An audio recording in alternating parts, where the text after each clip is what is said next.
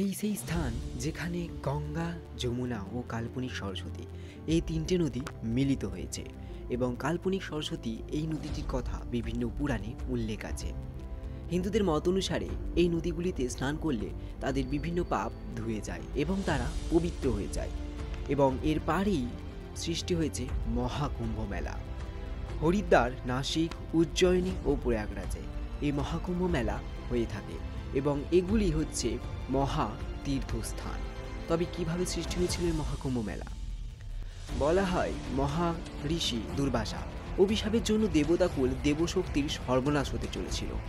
তখন ভগবান বিষ্ণু দেবতাদের সমুদ্র মন্থনের কথা বলে এবং বলেন এটা তাদের একাপক্ষে সম্ভব নয় এবং বলেন সেই সাগর থেকে তারা অমৃত পাবে এবং এই অমৃতের লোভে অসুররাও তাদের সাথ দেওয়ার জন্য তৈরি হয়ে যায়। আর শুরু হয়ে যায় মহাসমুদ্র মন্থন এবং মুদ্রাচল পর্বতকে বানানো হয় মাথায় আর নাগরাজ বাসুকী হন দড়ি। এদিকে দেবতারা ছিলেন, অন্যদিকে অসুরেরা।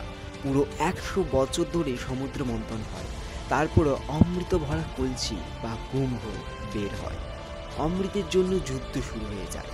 ভগবান বিষ্ণু তার বাহন রাজগুরুকে অমৃতের কলসি দেন। অমৃতের জন্য এই যুদ্ধ 12 দৈবিক দিন পর্যন্ত হয়। আমাদের সময় অনুযায়ী এটা 12 বছর ধরে চলে। যখন গরুর অমৃত কলসি নিয়ে উঠছিলেন তখন অমৃতের 4 ফোঁটা হরিদ্বার, নাসিক, উজ্জয়িনী আর প্রয়াগরাজ এই জায়গাগুলিতে পড়ে আর সেখানেই গড়ে ওঠে মহাতীর্থস্থান। নিয়ম অনুসারে প্রতি 12 বছর অন্তর মহাকুম্ভর আয়োজন হয়। তবে সময়ের সাথে সাথে আরও কুম্ভ হয়, যেমন অর্ধকুম্ভ।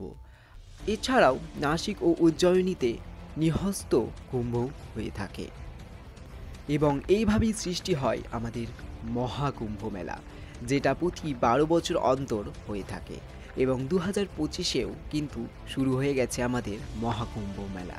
তো তাই মহাকুম্ভ মেলায় নিজেকে পবিত্র করার জন্য অবশ্যই একবার যাবেন।